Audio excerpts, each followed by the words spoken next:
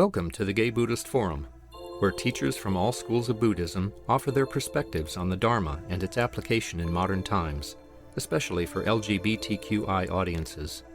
These talks are offered freely to the world and made possible by appreciative listeners. If you would like to support our efforts to share the Dharma with underserved audiences, please visit gaybuddhist.org. There you can donate, find a list of upcoming speakers, or enjoy many hundreds of these recorded talks dating back to 1996.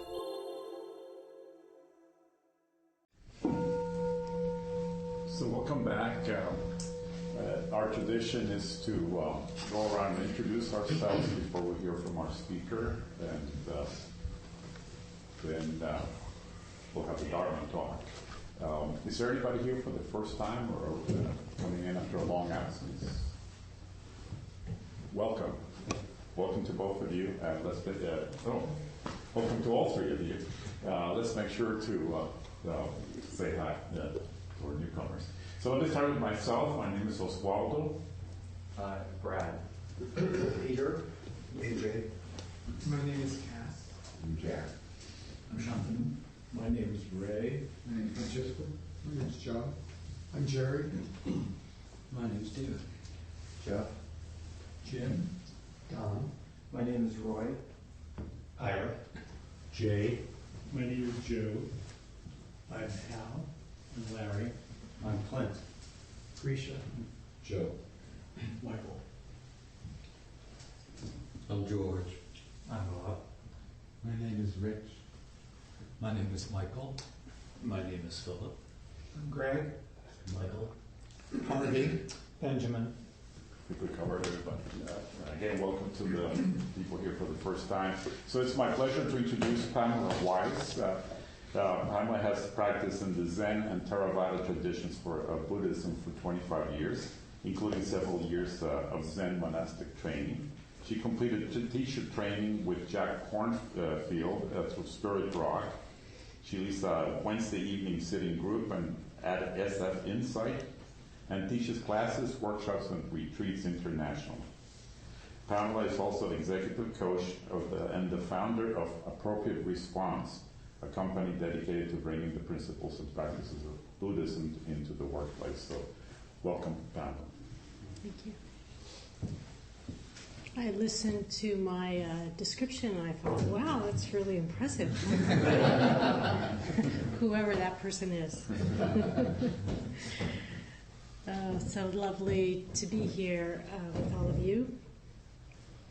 And I wanted to offer some reflections and then hopefully some discussion about this peculiar phenomena of being human. Have you noticed how odd it is? Really. Some of you may know that the Chinese character for human being is a stick figure. It looks something like this. And it is described as we, humans, as being literally stretched between heaven and earth. Stretched between the vast, perhaps infinite possibility of our potential and the earthy animal in us. And so here we are. Last week, I had this really interesting experience of witnessing both sides of us as humans. I spent an evening last Thursday at the California Academy of Science, the Science Museum. They have an open evening on Thursday nights, and it's kind of a big party. I would highly recommend you checking it out sometime if you have not. And in addition to, the albino alligator and the South African penguins and many varieties of snakes and fish, there was this incredible display of humans. I went up to the roof, the green roof that they have, and then on the way down stopped on the second floor and just stood for a long time at the balcony looking over the rail at the parade of us. And at some point, I remember I walked by this, what looked like just a piece of paper on the wall. It was inside of a case, so it was clearly an important piece of paper, but first pass it looked like a piece of paper with a bunch of holes in it. And then the second time I walked by, I went up and looked more closely, and it was a page on which there were impaled, no longer living ladybugs.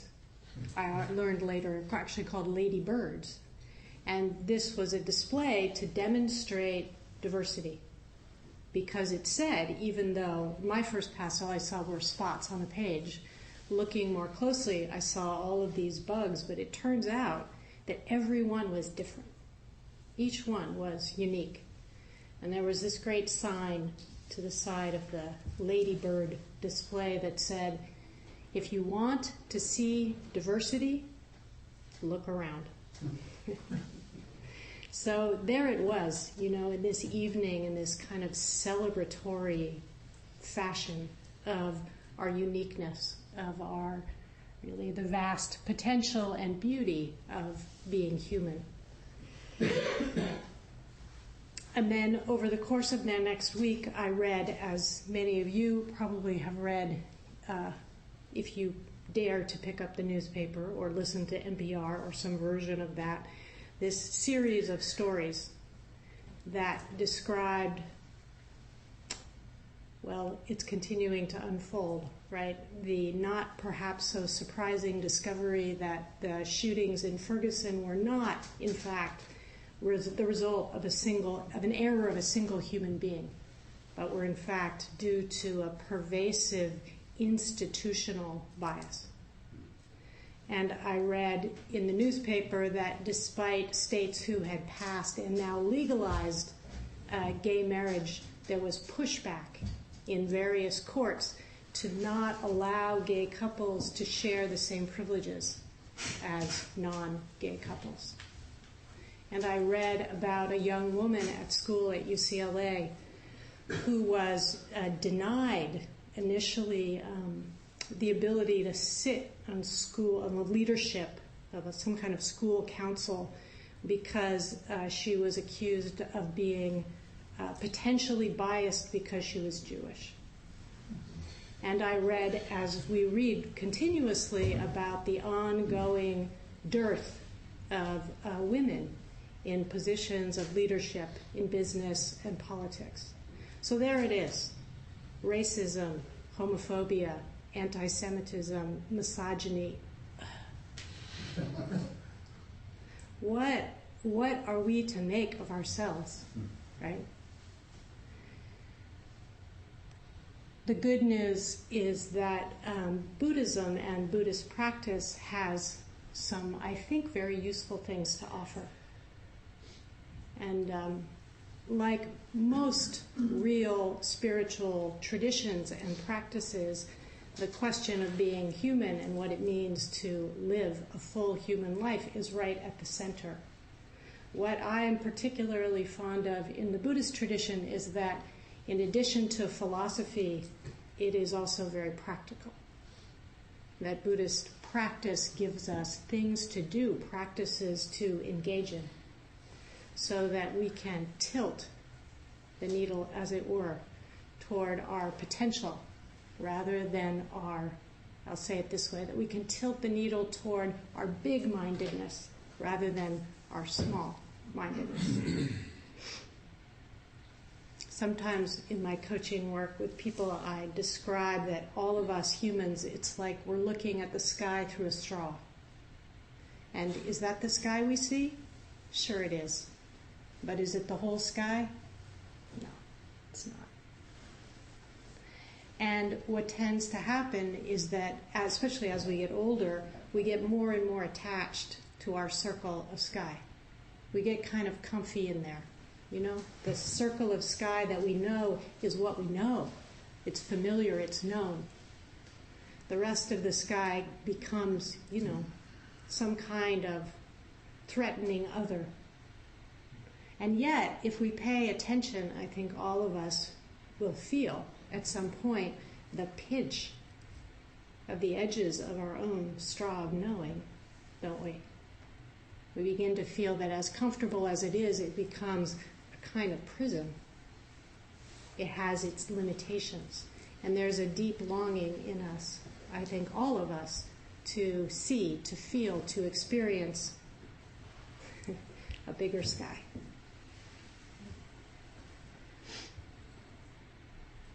So how do we do that? In Buddhism, you may know there's often a description of the practice as having these two wings of the bird, the wing of wisdom and the wing of compassion.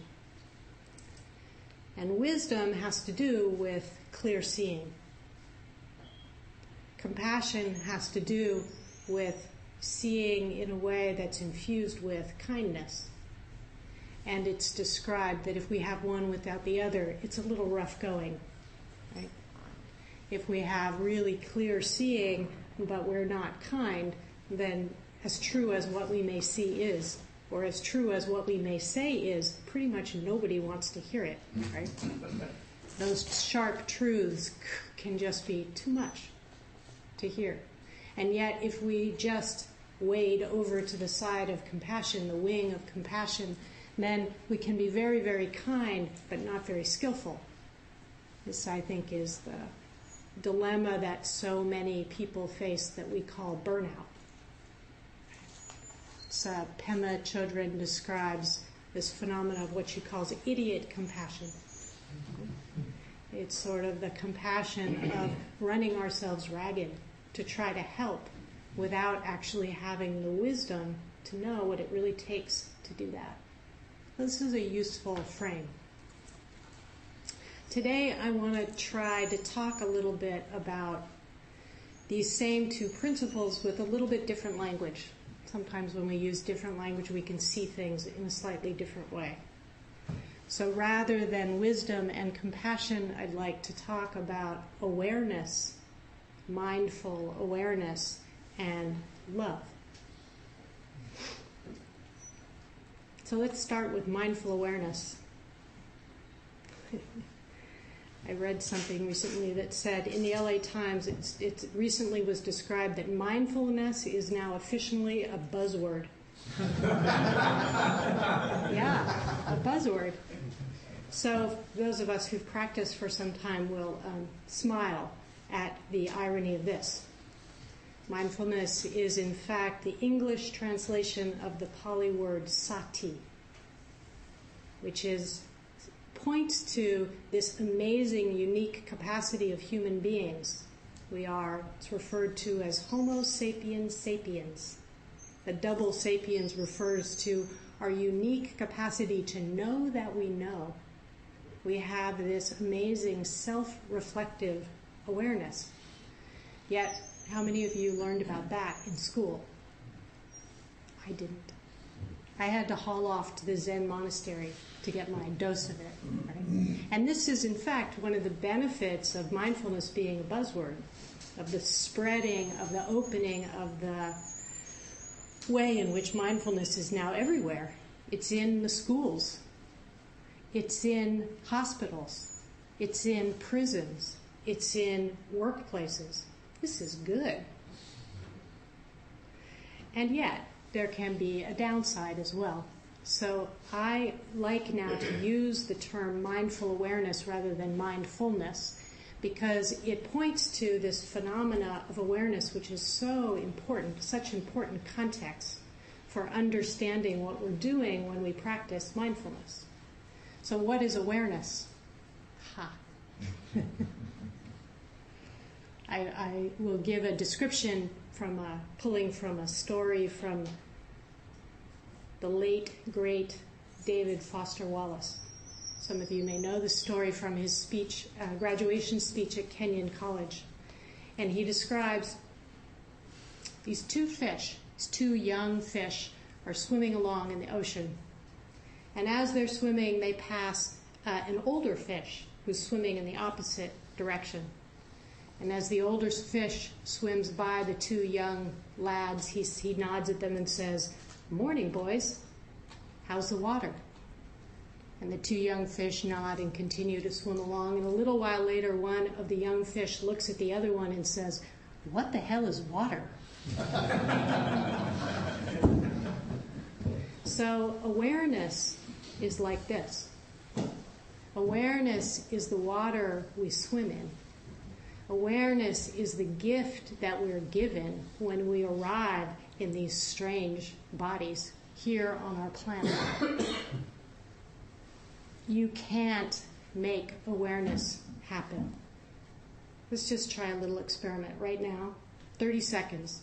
Just try not being aware. Stop. Just stop being aware. Just knock it off. You can't do it, right? You can't make awareness happen. You can't make awareness not happen. You can't improve it at all. And you know what? You can't harm it. That's the good news. You can't harm it ever in any way. Awareness is a gift. It's the gift that was already given and it's yours. Now, in that context, we practice mindfulness. Mindfulness is a subset of awareness. Mindfulness is simply a training of our attention. Actually, I say, why would we need to train our attention? But all of you wouldn't be here if you didn't know the answer to that. Right? Why do we train our attention? Because untrained attention is, as the Buddha would describe, something like, monkey mind. The mind that's constantly swinging from future to past to future to past, planning and worrying and obsessing and so on. That mind that keeps you up at night. Sometimes in the text it's described not as monkey mind, but as a herd of wild elephants. You ever had that mind?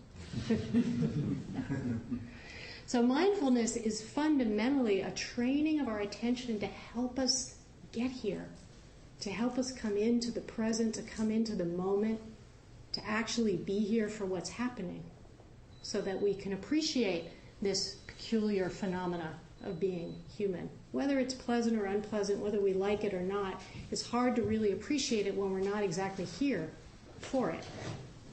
So in mindfulness, we're training ourselves to land, to arrive, to get here.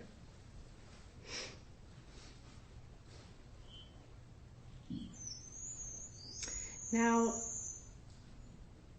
this might be argued, but I would say that mindfulness, in terms of resolving or deepening or understanding or coming to terms with this odd phenomena of being human, mindfulness is not enough. It may be blasphemy to say this as a Buddhist teacher. But mindfulness needs to be balanced as wisdom with compassion with love.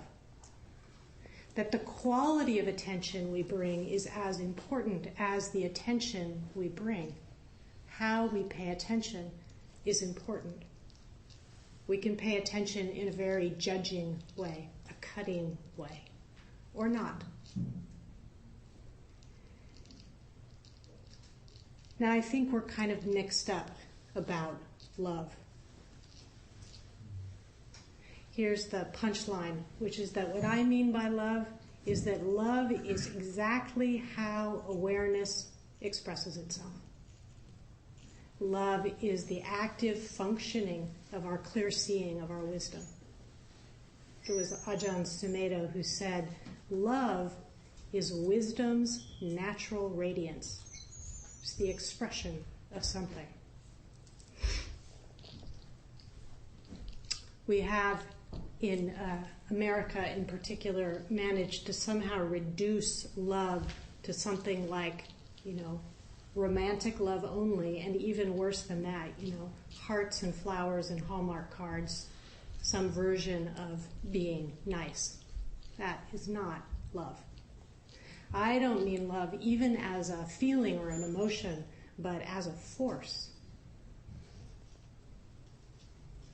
Love, as I said, is awareness expressing itself. The Greeks, some of you may know, had many words for love, just as the Eskimos are said to have many words for snowflakes, for snow. So when we pay close attention to something, we can begin to appreciate the diversity of what we see. We stop lumping everything under one word, and we begin to see a bunch of different dimensions. So the Greeks had eros, which is romantic love, but also they had a kind of love that was the love of friendship, the love of family, the kind of love that's not about falling in love, but the love that matures and deepens over time. And, of course, agape, spiritual or universal love, the love of the world, of humanity.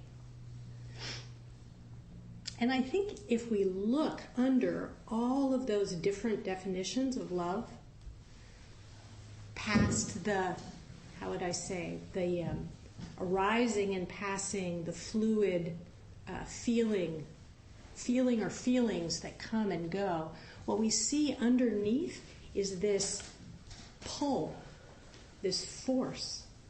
Love is a kind of magnetism. It draws us to things. But here's the secret. Love, you all know this by now. You're old enough to know this. Love, even though this is one of the ways we get so mixed up, is never in the object. It's not out there. We know that.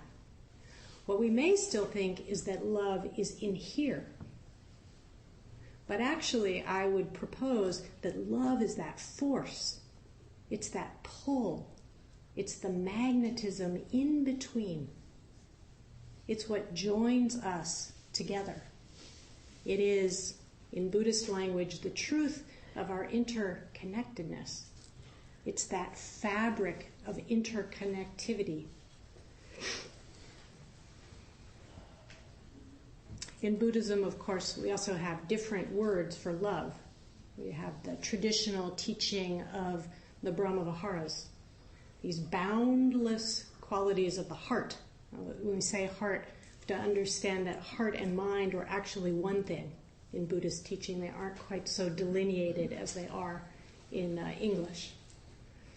So these boundless qualities of metta, of loving kindness, that's that basic openness and warmth of the heart, and the quality of compassion, karuna, which is when that open heart meets suffering, meets difficulty. The natural, spontaneous arising is compassion. And karuna, joy or selfless joy. This is when an open heart meets something wonderful, delightful. And upekkha, the wise quality of the heart, a quality of balance, of stability, of staying power. And so we have a diversity of different kinds of love. And again, if we look underneath, we can begin to discover this powerful force, which is what I'm really proposing that love is.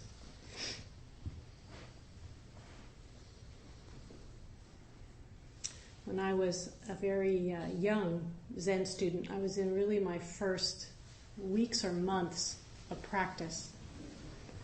I had an encounter with a teacher that really imprinted and I think in some ways planted the seeds for some of what I'm sharing with you now.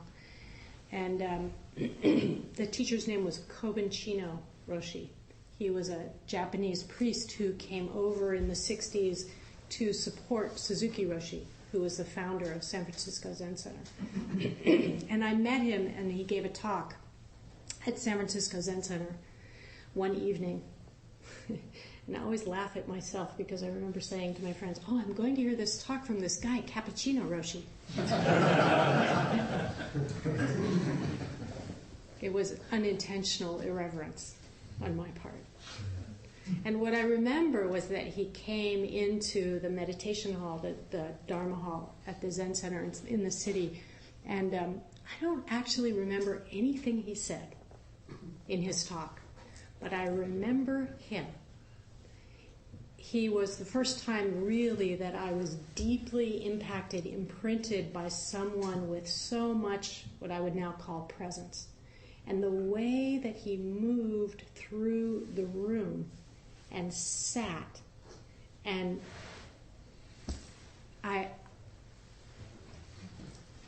so after his talk, that I don't remember what he said, there was a little tea, sort of like you will have after.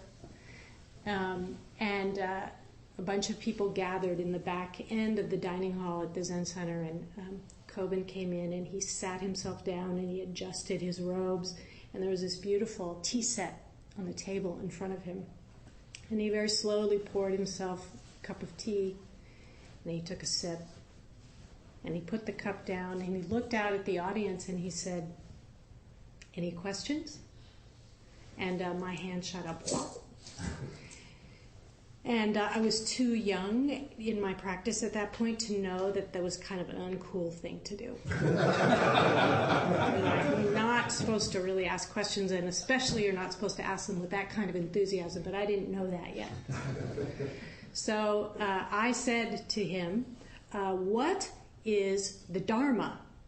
And everyone laughed, because the Dharma is it's like asking, what is reality? Or what is the truth? Or how are things? So everybody laughed. And his first response, he laughed too, and he said, "I don't know." And then I said, "But no, really, I'm new here. And I don't know, I keep hearing this word, I don't know what it means." And then he paused. And he sat for a moment. He did this beautiful thing. He would sort of push his mouth together as he was thinking. And he sat there thinking for a little while. And it got very quiet in the room. And then he leaned over. I'll never forget this. He leaned over and he picked up the teapot in front of him. And he said, the Dharma is what holds this teapot together." I had no idea what he was talking about. None. But something touched me. Something in me understood that he was pointing to something very real and very true. And so it's the description of me said I've been practicing 25 years. I am somewhat aghast to realize that it's actually more like 30. I don't know how that happened, but the years keep going. So almost 30 years later, that story's still in me, and I'm sharing it with you. Because that force, that something that holds us together, that connects us all, that web of connectivity that we share as human beings that he was pointing to, that is what I'm now calling love.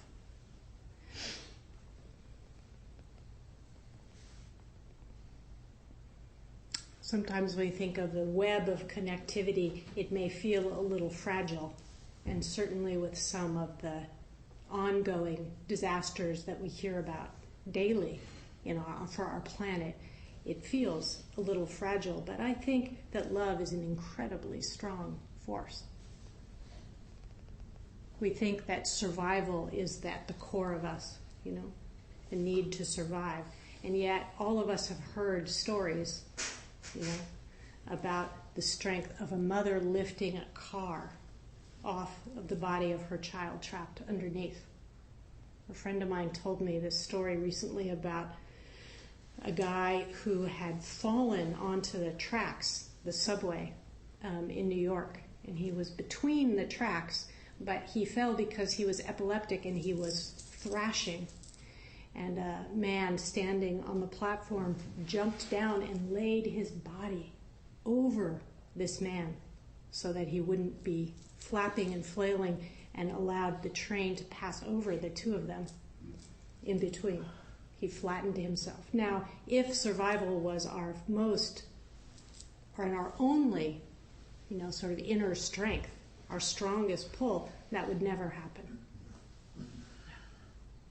I read this beautiful quote from Maya Angelou, the late, great Maya Angelou. She said, "Love recognizes no barriers.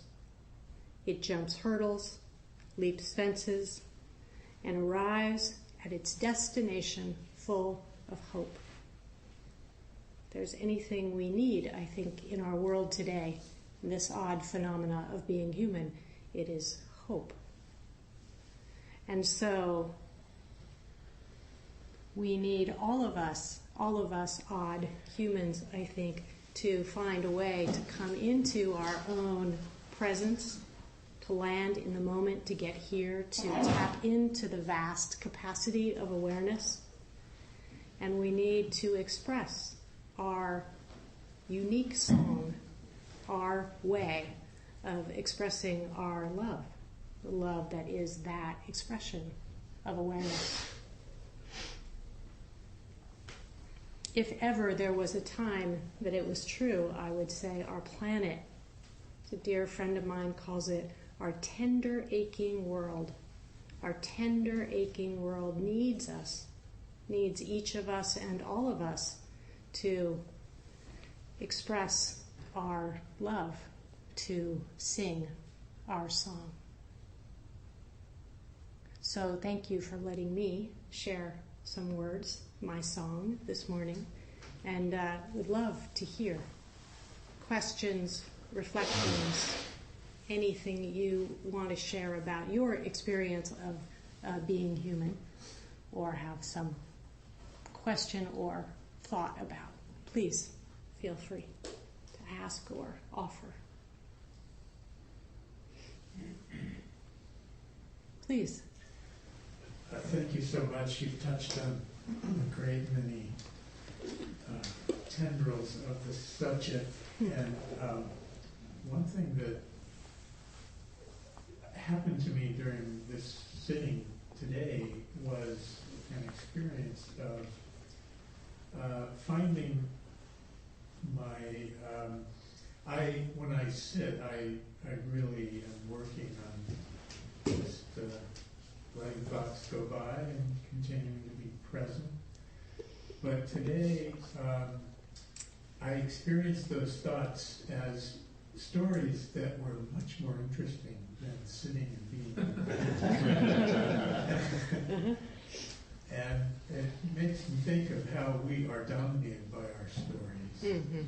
And that's why it's sometimes so painful to read the news. Yes. The fact is we don't really get to choose all the stories that impact us. Yeah. But I guess that's just my reflection of my experience of what's going on. I do feel that what you're describing as love, I love the fact that you used the word magnetism, because I do think on a level of physics, love is gravity. Yeah. It's that pull between two bodies. Yes. It's the thing in between. Yes. Yeah. It's mysterious. So what was it you think that pulled you to be more interested in the content of your mind, heart, as you sat today?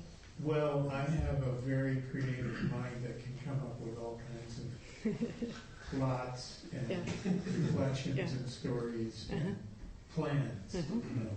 Yeah. So I'm happy that I was able to recognize them as such. Yeah.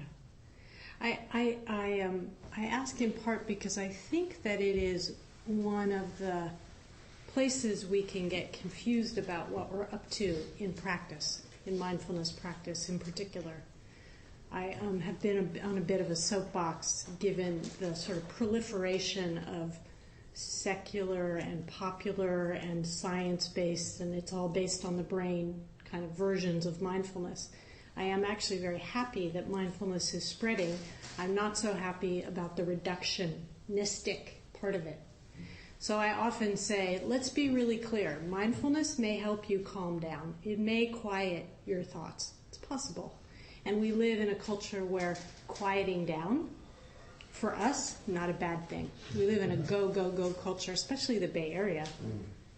For goodness sake, San Francisco, oh my God. It's like, it takes me twice as long now to get across the city as it used to. All of you know this. It's really something to watch and live in, right? So quieting down, calming down is a good thing. But mindfulness practice, let's be really clear, is not about calming down.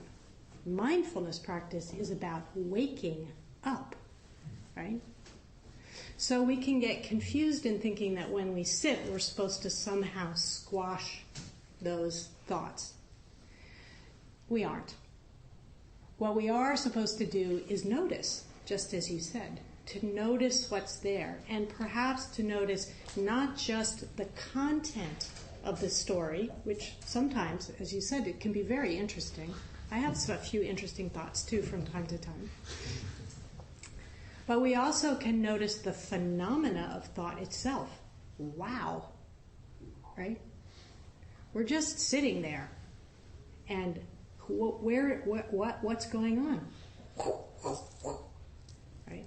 It's one of the great things that I think is so useful about meditators is that unlike people who haven't tried to meditate, it's very clear to us, even after, say, 15 minutes of trying to sit still, that we are not in control of what's going on in here, right?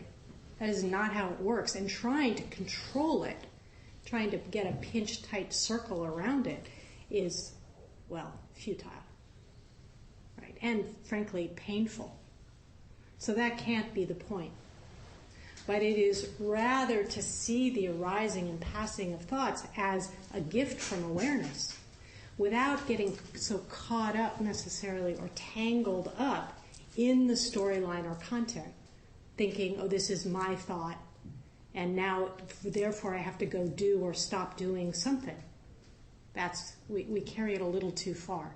So we don't need to squish back, force back, prevent or avoid our thoughts. We can actually enjoy them. But we also don't want to grab on and get tangled up and whisked away. Why? Because the practice, as I was saying, is fundamentally about helping us arrive here. And our thoughts are almost always running forward and back into the past and future. So if you're noticing that your thoughts are running back and forth, as you were describing, you're noticing from the present. No problem. Enjoy. So, thank you for sharing that. Yeah. Thank you for coming.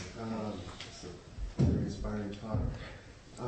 I keep sort of focusing on your part about love and in the context of your Dharma is,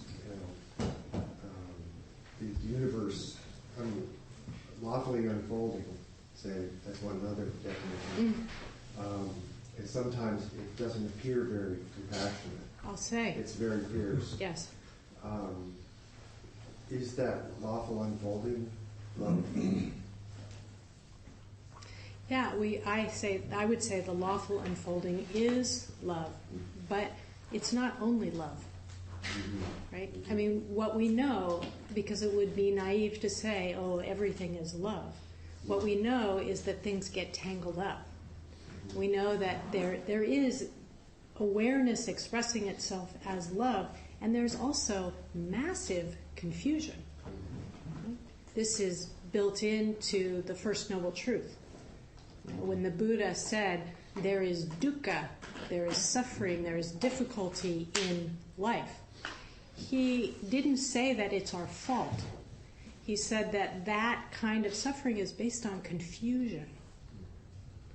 And so, again, another way to talk about what our practice is about fundamentally is about waking up to our confusion, to seeing it clearly. Because if we don't see our confusion, then what do? We just believe it. We go, nope, this is the whole sky, and anybody who sees any other part of the sky is wrong, and we should fill in the blank to them. And we see that unfolding every day in the newspaper, on the TV, in our own neighborhoods. We see that. So, yes, we have this whole spectrum from, immense possibility to horrible, as I described, isms, small-mindedness that come out of our confusion, of our inability to really see the truth of things as they are. Yeah. So important, I think, to name and notice that. We have a lot of hands all of a sudden. Please. Along that same line, using equivalences of love and dharma, and always look back at words similar to the use of diagnoses. A diagnosis is not a stable state, but it's a place to start towards a cure. Nice. So, in terms of love, reminds it also, because on the awareness, it's easy to refer a lot of times to practices. You know, what do? We have sort of a state. Yeah. Now we have practices. Yeah.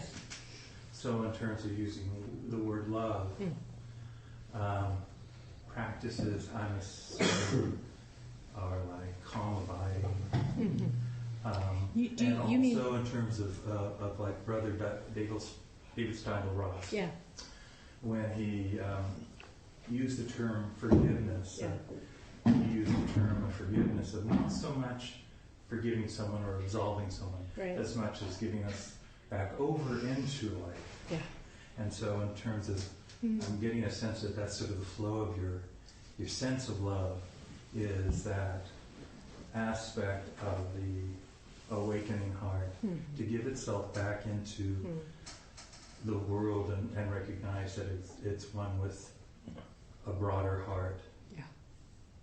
Well, it's interesting because I think part of what you're pointing to that I didn't name and I think is very worth saying is, you know, one of the differences between, I'm going to speak in overbroad ways, but one of the differences between Eastern and Western psychology is that Western psychology tends to be about diagnosis. It tends to be about pathology.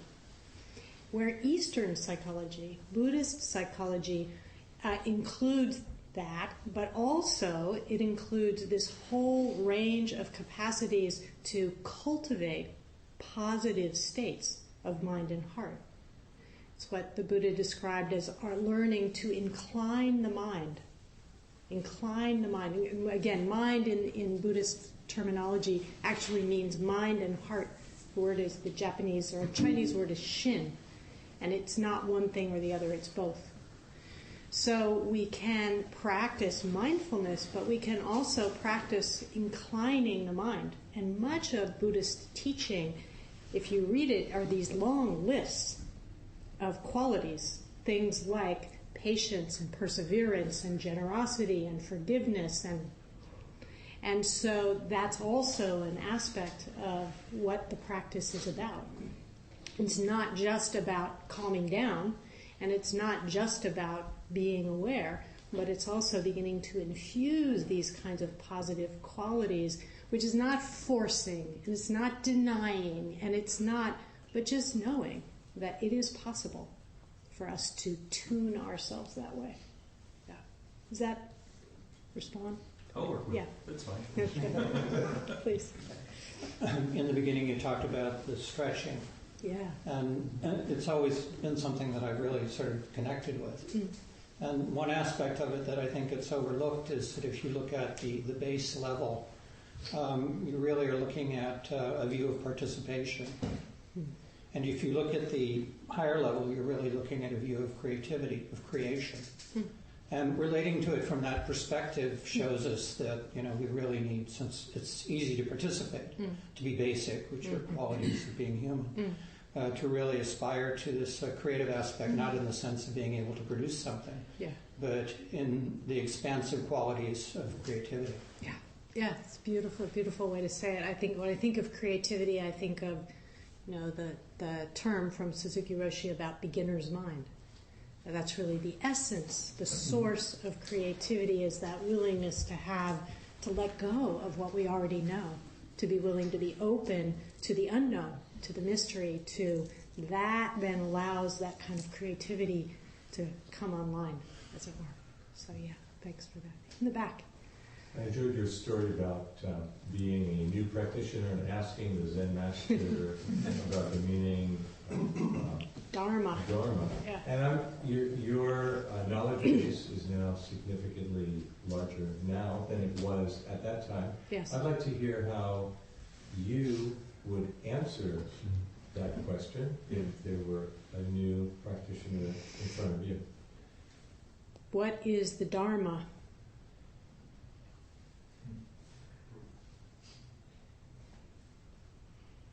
Dharma is the relationship between, in Zen language we would say form and emptiness. In my language I would say love and awareness. It's the relationship, the interplay, the dance, the perpetual unfolding of that as our life. That would be my answer. Thank you for asking. Also related to your experience to the Zen Center, I've been there recently on the Saturday, and I'm really interested into elaborate more because I have experienced it 30 years ago, and we asked what's Dharma, and everybody laughed. But recently, some Zen teacher asked, who is here for the first time? And the oldest monk of the abbot said, dear me.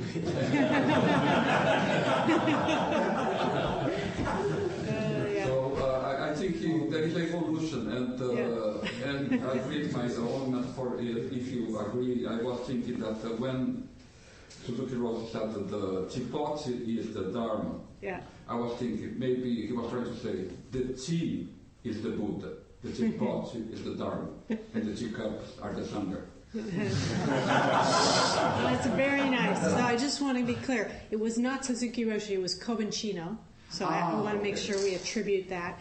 And he didn't say the teapot is the Dharma. He said the Dharma is what holds the teapot together. It's that force of connectivity that keeps us all from just flying apart in a million directions. So thank you for your metaphor. Please, someone in back, yeah. I loved your story about the old fish. Yeah. And I have a 14-year-old, so I lived that story. Yeah. What I realized listening to that was just the joy of knowing you are in the water, despite all the turbulence. Yes. It was like, oh yeah, it's just great to be here. Yeah. Yeah. It is something we can take refuge in. That there is awareness, and awareness can be aware of anything.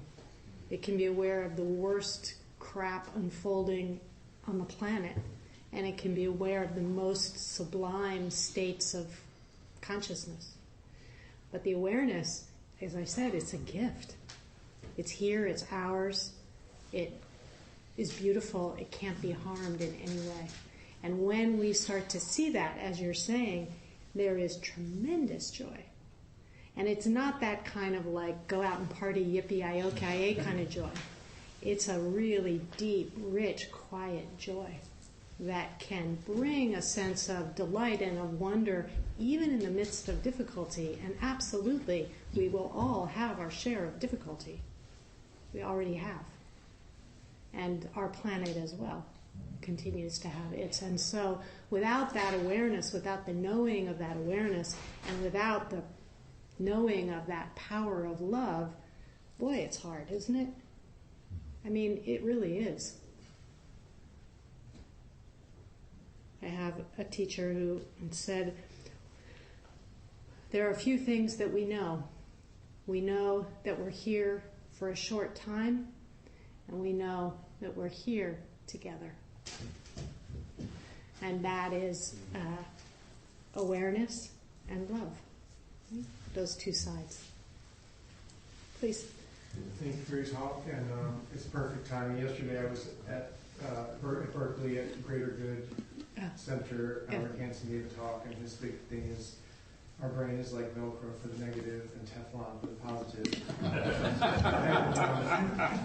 And so what I took from your talk is I love this, the image of love being this force that's here, is available, and that if I'm mindfully aware, I can find that, I can tap into that source anytime and where. Yes. In fact, yesterday at this workshop, we had to find a partner, and we had to do different activities over the course of the day. But wow, I felt so much love between this woman who I had never met. We felt deeply bonded in a very short time. Yes.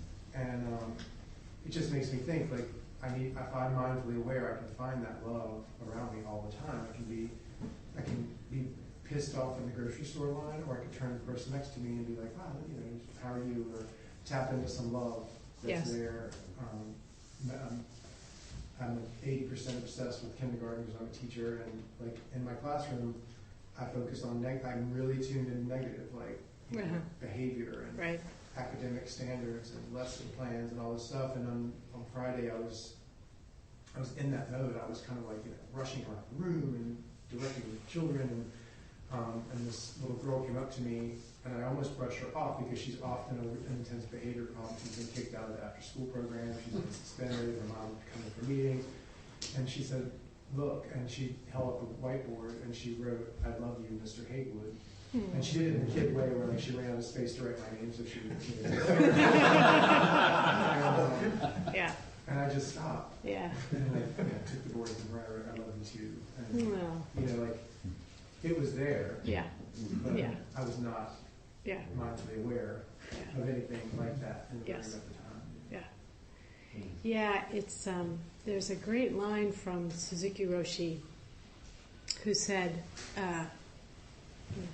awakening, enlightenment is not an experience. It's kind of like, what the hell is water then? Right? Like, what? Enlightenment, awakening is not an experience. Awakening is a radical shift in perspective. What you're describing is that experience. And it can happen to us many times a day if we're open, that we are looking at life one way. Through our straw and something, forces come together in some way. We bring a sense of awareness. We ask ourselves a question, and all of a sudden we see things in a different way. That is called freedom. And it's wonderful when it happens. And as it happens, it reminds us that it could happen again. Right? It's a sort of positive, self-reinforcing loop. So wonderful to hear the story. I'm aware I'm looking at the clock, so it's 11:59. I'm going for we have 4 more minutes. So. 4 more minutes, excellent. All right, 1, 2. We'll do 2 more questions. You mentioned hope. Yeah.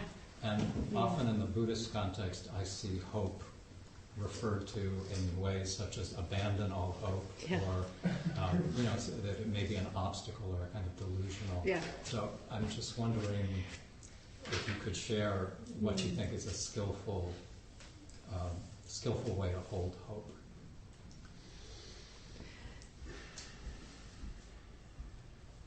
It's so easy, if you read the news, to be in a state of despair. So I don't mean hope as a kind of fantasy or illusion, right? Clinging to a pipe dream of how it's all going to work out. I have an old colleague who used to talk about, all of us are in this constant state of imagining there's this island where it all works out. Right? And it causes us so much suffering because we don't end up being here. We're doing all of what we're doing so that we can get to the island, and actually there is no island. Right? So that's a kind of false hope.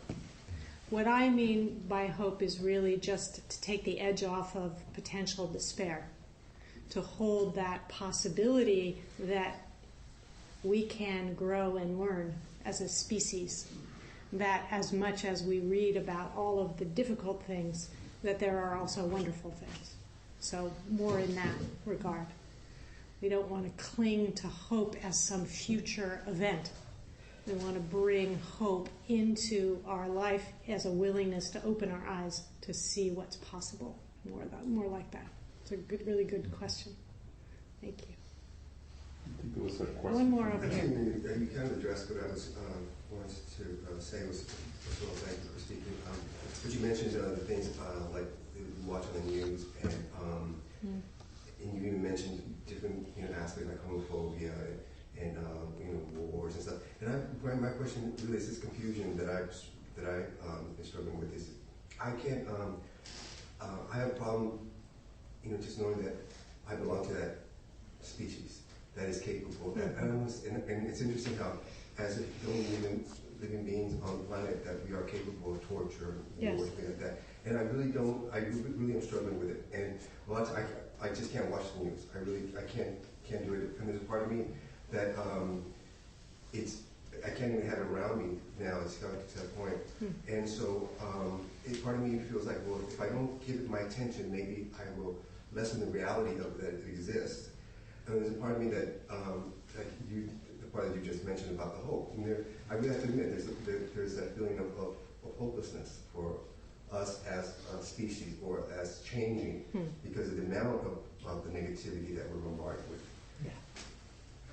Yeah, and I think for many of us, there's a time and a place to stop taking in all the negativity. And particularly when we're sensitive, it may be that it's too much. So just, if you don't want to watch the news, please don't watch the news. It is, however, a little bit of delusion to imagine that if we don't look, it'll be gone. Right? Kids do that. Can't see you, you're gone. Actually, it's still there. Hope is about finding ways to connect with the flip side, the positive, the beautiful, the joyful. It's fine to turn off the TV or the radio or the newspaper or whatever, it's okay. But also, all of that negativity, which is absolutely true and real and horrible.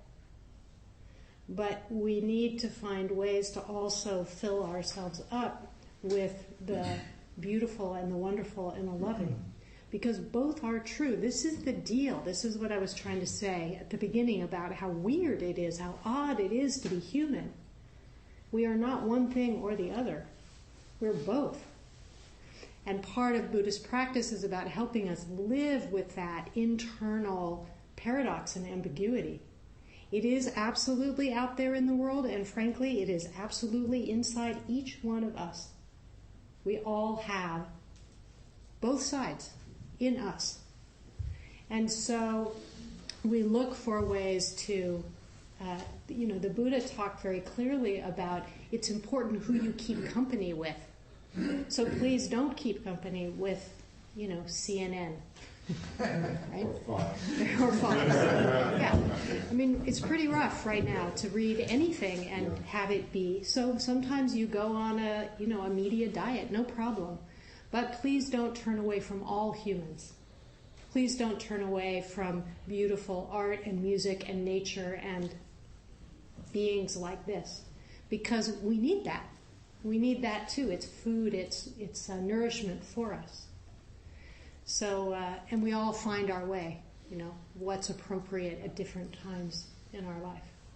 So it's very, very tricky, difficult, sometimes incredibly painful to be human, here and now. And that's why we practice. We need to have a way to make sense of, to manage, to not go under in the face of the kinds of difficulties that you're naming. It's true. I don't want to in any way deny any of that. Yeah. Thank you. Well, thank you so much for a wonderful Dharma talk. And as I mentioned before, we have a half-hour social period, so you will be staying around for a little bit. If anybody has some extra questions, I'm sure that Pamela will be happy to discuss them with you. One of the things that makes this Sangha survive and thrive is the generosity of its members, and just want to remind everybody that we have a Dana bowl that will be passed around. Our suggestion is for a donation of $10 or more if you can afford it, or less if you cannot. Also, we have a host that will speak about the goodies that we will be partaking of. Yes, I'm Philip, and we have from the sacred to the profane to eat. Snacks. Trader Joe's. And I'll be passing around the Dana bowl. There's hot water for tea. Please wash your cup and linger. And there's also a group of us that go out until lunch afterwards that really will seldom get to participate, unfortunately. Announcements, yes. I'm Cass, and I'm the mistress of hostesses. Oh, I'm the coordinator of hosts. And we currently have a need for one more host to fill in on a regular basis, which is a commitment of once every 2 months. It's not a huge commitment, and it's fun. And it's a great way to interact and serve with and serve the Sangha. So, and it's coming right up that we need somebody within 3 weeks. So if anybody has any interest in exploring that as a way of serving the Sangha, please see me during the social hour. And Jerry? Yes, our speaker next week will be Ryuko Laura Burgess, a lay and trusted Buddhist teacher in the Soto Zen tradition, lectures and leads retreats at different practice centers in Northern California. A teacher of children for 30 years, she trains other teachers to bring mindfulness practice into the elementary school classroom. Laura co-founded the Sangha and Recovery Program at the Zen Center and has a particular interest in intersection of Buddhism and recovery. She is the abiding teacher at the Lennox House Meditation Group in Oakland. Have any other announcements? Okay, not seeing any hands, then it's time for us to do the dedication of marriage.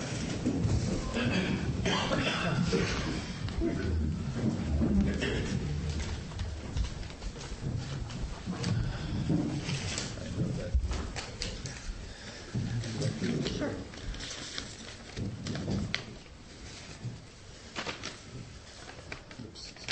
Actually, no, so I can put it down. Sure.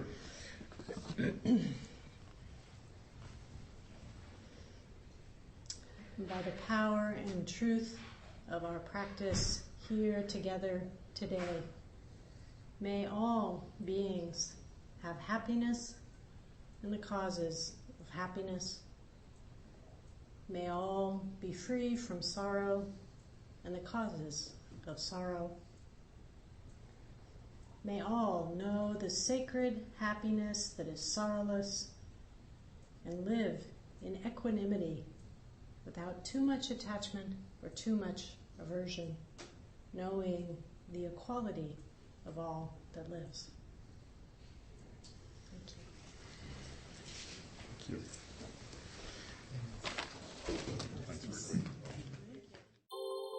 Thank you for listening to the Gay Buddhist Forum. If you would like to hear several new talks per month and be notified of upcoming speakers so you can participate live, please subscribe to this podcast, like us on Facebook, and join our mailing list by visiting gaybuddhist.org.